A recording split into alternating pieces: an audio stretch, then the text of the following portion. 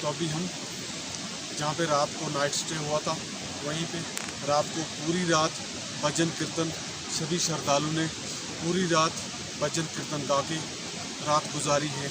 और टेंटों में भी कई थे, टेंटों में भी भजन कीर्तन हुए।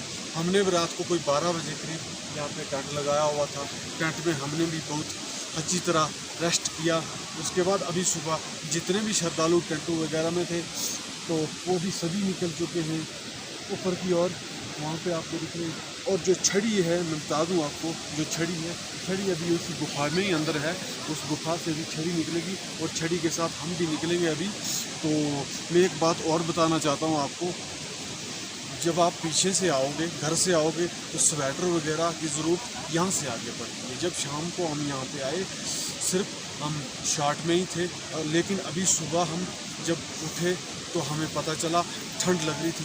अभी मैं यहाँ पे अगर बता दूँ तो टेम्परेचर 0 डिग्री शायद होगा। तो यहाँ पे स्वेटर वगैरह की, शॉल या है टोपी वगैरह की ज़रूरत यहाँ पे पड़ती है। यहाँ पे चलता है पता कि ठंड लगती है और इन चीज़ों की कितनी ज़रूरत पड़ सकती है। कभी भी आप यात्रा में आओगे तो ये चीज़ें हैं बहुत ही ज़रूरी है। साथ में बाकी आपको चीज़ें, कम्बल, ब्लैंकेट वगैरह आपको प्रोवाइड हो जाएंगे, लेकिन ये जो शॉल वगैरह है ये आपको साथ में ही लाने पड़ेंगे। तो अभी हम जाते हैं गुफा में, वहाँ से छड़ी के साथ जाएंगे ऊपर जहाँ पे गंगा प्रकट हुई है, जहाँ पे हमने दर्शन करने हैं, स्नान करना है। वहाँ के लिए पूरी यात्रा जो है सभी निकल चुके हैं, जा चुके हैं। कुछ थोड़े बहुत यहाँ पे बचे हुए हैं, लेकिन छड़ी जो है, छड़ी पीछे है। छड़ी के साथ हम पूरा विजुअल आपको दिखाएंगे और जाएंगे गुफा की ओर। और यहाँ पे यहाँ से छड़ी के साथ आगे की ओर निकलेंगे।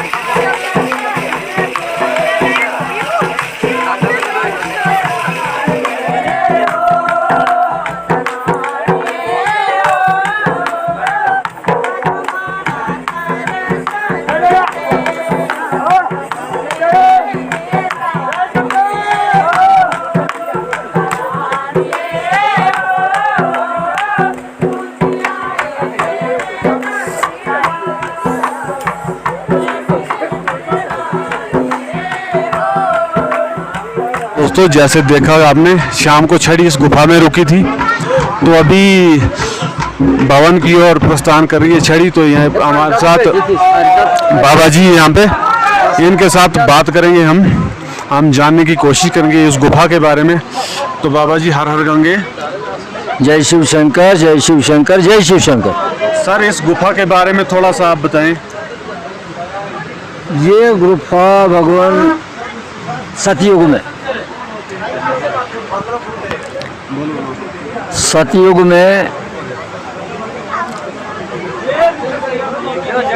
जब भोलेनाथ शंकर कैलाश पे थे, इसका नाम है गनवानदर, मादरी भाषा में गनवानदर। गनवान का मतलब वो शिवगण। शिवगण का राजा है महागणेश। तो गणों द्वारा, गणों ने इस गुफा को प्रकट किया अपने शिवजी महाराज माता पार्वती को तपस्या के लिए इस गुफा को प्रकट किया और यहाँ शिवलिंग स्थापित किया। और ये शिवलिंग के ऊपर जो कुदरती धारा बहती है वो रुद्रकुंड से रुद्रकुंड जहाँ हम स्नान करते हैं, वहाँ का निर्मल की जल की धारा इस शिवलिंग के ऊपर चालू रहती है, कुदरती। फिर यहाँ कबूतरों का भी जोड़ा है, कबूतर हैं, लोग दर्शन करते हैं। जब वो निकलते हैं तो लोग अपने आप को सौभाग्य मानते हैं कि हमें दर्शन हो गए। ये जो गुफा देखी हमने, जो जहाँ पे ये जो सिक्के फेंक रहे हैं, हाँ, वहाँ पर कबूतर हैं, कबूतर हैं। और ये जो नागेश्वर रूप में मूर्तियाँ हैं, हाँ, ये नागेश्वर रूप में मूर्तियाँ हैं, ब्रह्मा विष्णु महेश हैं। और कुछ प्राचीन देव भाषा में कुछ अरूप कुंदान है, जिनको अभी पढ़ने में नहीं आता है, जेर जबर का फर्क है, वो देव भाषा में, वो भी इसमें। इसके बाद फिर इसका नाम पड़ गया चंद्र रानी। चंद्र रानी फिर इसको बोलते हैं हमारी मातृभाषा में खैशिरा। खैशिरा का माथा मतलब होता है कि शिखर, शिखर कहते हैं माथे को, कि ये जो चंद्रशेखर पर्वत है, इसका माथा वहाँ है। फिर इसके साथ में आता है दांत का शिरा। दांत का मतलब हुआ जो नंदी बैल, जिस पर सवारी करते थे भगवान भोलेनाथ, उनका एक पहाड़ और उस तरफ आता है, इसी पहाड़ी के पास में, इसमें साथ में। और इसी के पास में आ गया फिर त्राजवास। तीन शिखर हैं वो, तीन शिखर है, ब्रह्मा विष्णु महेश, गंगा जमुना सरस्वती, सरस्वती लक्ष्मी और काली। उसी के नाम पर हमने ये त्रिशूल बनाया है, जो रुद्रकोट धाम से इस यात्रा में शमूलियत है। हर साल वो आता है, फिर वापस चले जाते हैं। फिर इसके अलावा फिर द्वापुर में भगवान शिव की एक पुजारन थी, तो वो बचपन से भोलेनाथ की उपासना करती थी। हाँ, ये कहाँ चंद्रमठान गांव के थे, वो पंडित लोग थे। तो उन्होंने रिश्ता किया उसका कश्मीर में। जब रिश्ता किया तो वो नहीं मानने लगी। उन्होंने बोला नहीं, हमें आपका दान देना है, हमने संकल्प देना है, हमें दान देना है। उन्होंने बोला आपकी इच्छा, लेकिन मैं गृहस्थी करने के लिए रजामंद नहीं हूँ। तो इसी रास्ते से बारात जाती थी कश्मीर के लिए। कश्मीर नजदीकी पड़ता है यहाँ से, उस तरफ पड़ता है। मतलब सुबह अगर आदमी निकलेगा, शाम को श्रीनगर पहुँचेगा। तो जब वो इस रुद्रगंगा के आंचल में पहुंची तो उसने माता रुद्रगंगा को पुकारा, माता पार्वती शिव को पुकारा, और बोला कि मुझे मजबूरन होकर भेज रहे हैं, अगर आप में कोई शक्ति है तो मैं क्या करूं, मैं मजबूर हूं। तो वो इतनी भारी हो गई वो पालकी कि वहीं विशला के रूप में हो गई, नहीं उठी। और वो जो दूल्हा था, वो दूल्हा भी घोड़े में अभी भी मौजूद, उसी शिला के रूप में, वो भी यहीं रह गया, और वो पालकी के रूप में अभी भी स्थित है। इसका नाम फिर पड़ गया महारानी के नाम से जगह को पुकारा जाता है। फिर इसके इस तरफ आ गया हनुमत पर्वत, हनुमत गुफा, हनुमत पर्वत, हनुमत गोठ, हनुमत कुंड, जहाँ वो स्नान करते थे। उस कुंड के चारों तरफ अनेक चौकियाँ हैं, जहाँ पर ऋषि मुनि अपने अपने आसन पर बैठकर तपस्या करते थे। तो उस कुंड का नाम पड़ गया हनुमत पर्वत, हनुमत गुफा, हनुमत गोठ और हनुमत कुंड। हाँ, उसके उस तरफ आ गया इंजनी पर्वत, जहाँ उनके माता जी इंजनी माता थी। फिर उसके उस तरफ आ गया देवमणि पर्वत, फिर आ गया लेट देवता, फिर वो आ गया सर्वाधार, जहाँ चुमुंडा माता अवस्थित है। उसमें माता चंडी माता ने अपनी स्नान के लिए, अपनी पूजन के लिए एक कुंड को प्रकट किया। उस कुंड में गुफा भी है, वहाँ तपस्या भी वो करती थी, वहीं स्नान करती थी, ध्यान देती थी। तो उसका नाम पड़ गया सूरज कुंड कोटगली।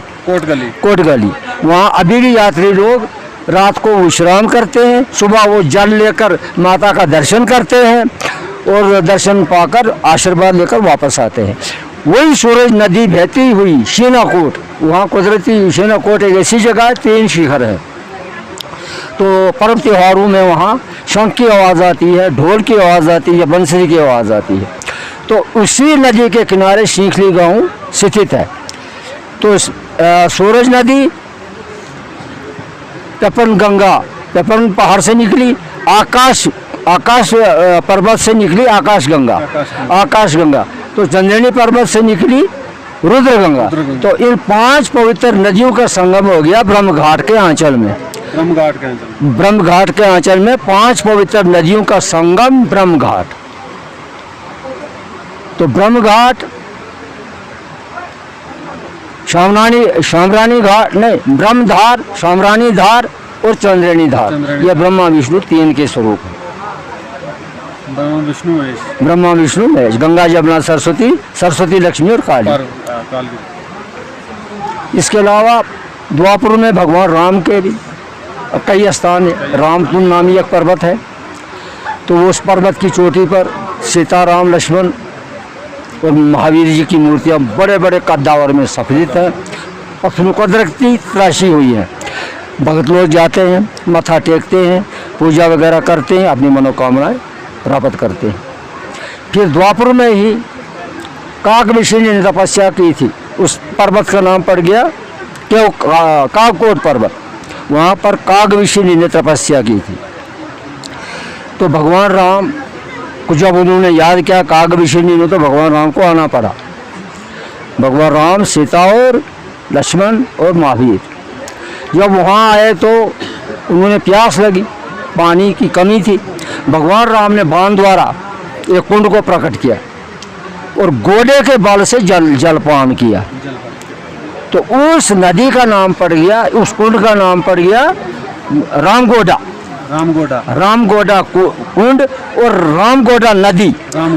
ये रामगोडा नदी सीनीवती पुगुल से बहती हुई रामसू और रामबन में जाकर चंद्रभागा में लीन होकर बहती है।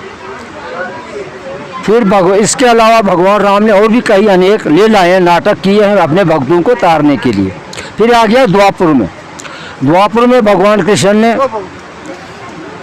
शामरानी धार पर तपस्या की है। कालीकुंड, कालीनाग अभी भी उस जगह का नाम है। तो वहाँ 5 पांडवों ने निवास अपना बनाया है। तो 5 पांडवों ने कई लीलाएं की हैं, काफ़ी अरसा यहाँ गुजारा है। माता कुंती को पालकी के रूप में चलाते थे। चलते चलते जब वो ब्रह्मधार से चढ़ाई पर चढ़े तो जो टॉप के नीचे से जहाँ बैठे तो वहाँ नाम पड़ गया नीचे वाला चखला कहते हैं आसन को। जब ऊपर टॉप पर पहुँचे तो ऊपर वाला चखला। वो तो वहाँ 5 पांडवों ने बड़ी लीलाएं की। तो माता पार्वती ने द्रौपदी को तपस्या करती थी। माता पार्वती को किसी असुर ने तंग करना शुरू किया तो माता द्रौपदी माता ने भीम को पुकारा। तो भीम था ब्रह्म घाट की, ब्रह्म पहाड़ की चोटी पर। तो वो घोड़े के बल वहाँ उठा, तो घोड़े के चिन्ह वहाँ अभी मौजूद हैं। और उड़कर द्रौपदी कुंड की चट्टान पर आया तो दोनों पाँवों के चिन्ह अभी भी मौजूद है वहाँ। तो भगत लोग वहाँ जाते हैं, पूजा करते हैं और अपनी मनोकामना प्राप्त करते हैं। और फिर भीम जी के कुंड इस चंद्रशेखर के उस तरफ, कश्मीर की तरफ, वहाँ पर भी 5 पांडवों ने कुछ लीलाएं की हैं और भीम जी के पाँव के चिन्ह यहाँ भी स्थित है। बाबा जी बहुत बहुत धन्यवाद। अभी हम आपसे जानेंगे, ऊपर जब भवन में जाएंगे आपसे जानेंगे पूरी आपकी 36 धारें हैं उनके बारे में हम जानेंगे। लेकिन हम जानेंगे ऊपर जब जाएंगे हम दर्शन वगैरह, स्नान वगैरह से बाद तैयारी भी हो रही है, आपकी छड़ी की तैयारी भी हो रही है। धन्यवाद बाबा जी।